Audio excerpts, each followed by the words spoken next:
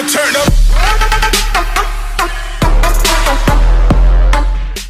What up is Marcus with Dynasty Football Dads. This is Jackson, my son. We're going to be going through late round players that hit in the NFL draft. But first of all, we're going to be giving away a free Jerry Jeudy signed jersey. When we hit 1K, we'll be giving it away to one of you subscribers. That's all you got to do is subscribe.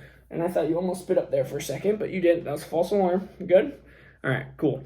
I might end up getting spit up in this video. But we're going to be going through the last 3-4 years of what late round dynasty players in draft hit. What we're looking for in this 2021 season, since some of these players opted out and some of these players are going to be a little bit tough to try to gauge since it's combine stuff they're doing pro days, which, some of the pro day times are a little questionable, but it is what it is, whatever. We're going to be going through 2020 first. We got 3 players. We got Antonia Gibson, James Robinson, Chase Claypool. The first thing is Antonia Gibson. We're going to do pros and cons. Pros, he's super athletic. If you looked at what he did at Memphis, he dominated his competition. He was super efficient on the ground, in the air, and his draft capital was super high at Washington. So we're looking for a top 3 round pick when we're looking at running backs. And so he was that, and he went to Washington. And, you look at his opportunity, too, at Washington was actually pretty good as well because they, of course, cut Adrian Peterson. His red flags, he had very little college production. We were talking about, Alvin. The reason why Alvin Kamara dropped a little bit in drafts is because his production wasn't super high. And so when you're looking at production, you want to see somebody that's hitting 2,000 yards, like this Kenneth Gainwell type, which was the alpha in Memphis. And that was the problem with Antonia Gibson. He was the beta.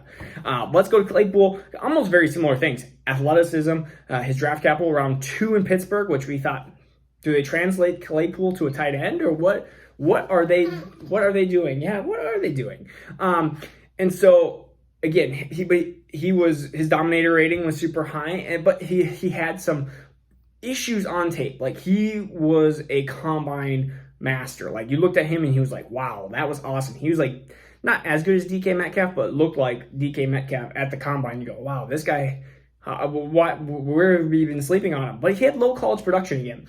So, Antonia Gibson, Chase Claypool, low college production, which is a problem, but I guess maybe not a problem for the NFL. You'd think you can't perform at the collegiate level. How do you perform at the NFL level? Well, apparently you can. And then James Robinson, he was the exact opposite. He had high college production, high dominator rating. His opportunity was really good at Jacksonville, which is partly the issue, partly what had this big rise. Raquel Armstead, COVID-19, gone for the year. Devin Ezigbo, hurt, had issues. James Robinson, here we go. And of course, Fournette, gone. Red flags, though, for James Robinson, you could say he had no draft capital. He was undrafted, so that was a big issue.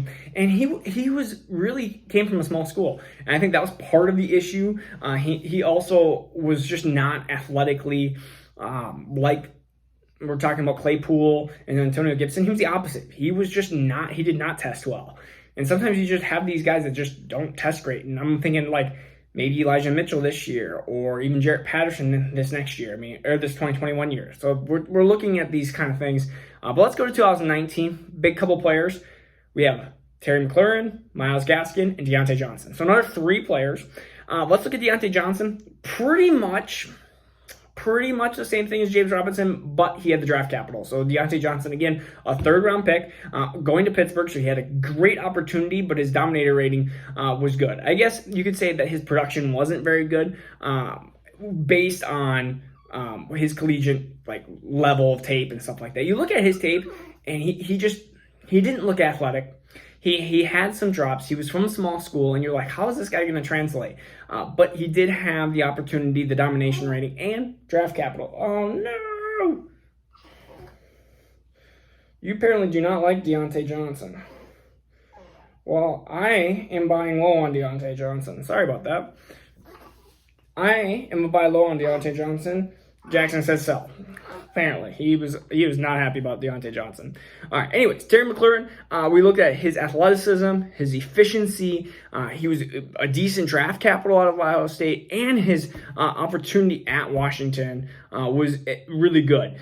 His biggest issue, again, was weak production at the collegiate level and didn't have dominator ratings, and it didn't have a good dominator rating. And a lot of people, that's their Bible is dominator rating, and it shows great in some cases, and again, misses on some of these awesome prospects. Like, you would have missed on Terry McLaurin. I mean, you would have missed on like multiple other players. I mean, we'll go through them. I'm not gonna spoil the video. You'll see.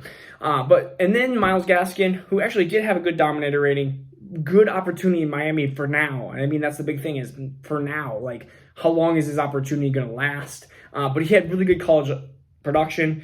He also had poor draft capital. Also was just undersized, under athleticism. James Robinson. I mean, that's what we have. I mean, that's basically just not athletic, just not a good draft capital. And again, made it work. Good dominator, good college production. Those things help. 2018. We're only going to go through a couple. DJ Chark and Chase Edmonds. First of all, Chase Edmonds, not a big fan of right now. But, I mean, you could see he was a small school, average athleticism, and again, undersized. But what he was mega producer. I mean, we were talking about, he produced so well at college level, and his dominator rating, which kind of goes with his college production. And he was really efficient with what he does. I think he's a really good beta to somebody's alpha. I don't think he can be the single man there. DJ Chark, he was basically like Claypool. You're looking at athleticism, you're looking at opportunity, draft capital, but again, subpar production, and again, things on tape that you just didn't like. Was he a raw wide receiver? Probably, and that's why it took him a full 12 months to get back into, like, show his talent at the next level. Because, I mean, realistically, he was like a early third round pick in Dynasty drafts, and there's a reason for it. 2017.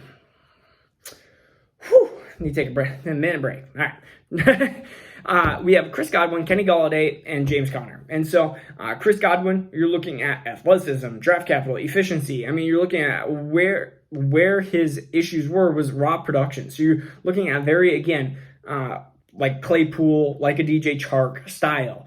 Kenny Golladay, very similar, but he was very athletic, very efficient, and he had very good draft capital for the Lions. But again, weaker raw production, and he was at a small school, and some of the tape things just did not stand out. And so we're looking at these kind of same wide receivers over and over again. Maybe that will help you predict Yeah, I know, you just don't. Okay, you don't like Kenny Golladay, and you don't like Dante Johnson. You just hate on all my players. I thought you were going to be my biggest fan. He's right now, devil's advocate, I guess you could say. Or maybe he's just pooping. One of the two. James Conner, we have superpowers.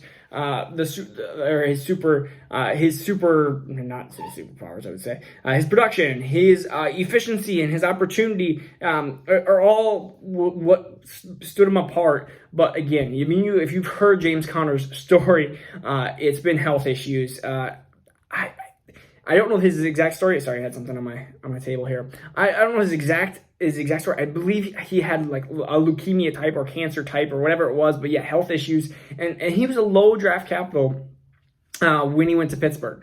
But again, he was behind Le'Veon Bell, and we all thought Le'Veon Bell was going to be the king. And then Le'Veon Bell decided he wanted to hold out. And we saw what happened after that. All right, so let's just give you a summary, because that was really an 8-minute video that could have been 4 minutes. I could have just gave you the results, but let's give you the results now. Draft capital is king. I mean, I don't know how many times I have to say it. I mean, if you're a top 3 round pick, I mean, it's huge. If you're a top 2 round pick, that is huge. Like, you will see a huge change in my rankings after the NFL draft happens. That is where the NFL teams are putting their money and their chips at. It's where you have to, as a dynasty owner, put your money and chips at. Number 2 is athleticism. We see these guys that can just go out there, and their combines are amazing, but yet their college production is not that great. Well, I guess there's been a lot of different individuals in the past that have shown that doesn't matter, actually, really. And then small school guys are huge with nice profiles, big dominator ratings, and big production. Those are things that we need to keep looking at, because a lot of times those guys slip into the cracks. The Elijah Moores, the Jared Pattersons. I mean, we forget about those guys, and all of a sudden we go, oh crap, like, where'd these guys come from? Like James Robinson last year. And then I guess you would say opportunity is another king. Opportunity is the other king, because you have to see, and sometimes that's the hardest one, because it's like, who's going to expect Le'Veon Bell to hold out, or who's going to expect for Leonard Fournette to get like cut. Like those things are going to be hard to predict, especially if your drafts are in May. Yeah, I know it's almost time to wake up. So opportunity. You're spinning up some more. Okay, opportunity's the king, right? Opportunity's good too. So again, draft capital, athleticism, smaller school guys with nice profiles, nice dominators, and really good production at the collegiate level. And then opportunity, I guess, at the next level is going to be huge and important. So this is Marcus with Dynasty Football Dads. This is Jackson, who likes to spit up on himself today. We got the Jerry Jeudy free signed jersey. Look at that. Flipped it with one hand. 1K, and we'll be getting that one to you guys. All right, peace out. See you tomorrow. Now turn up.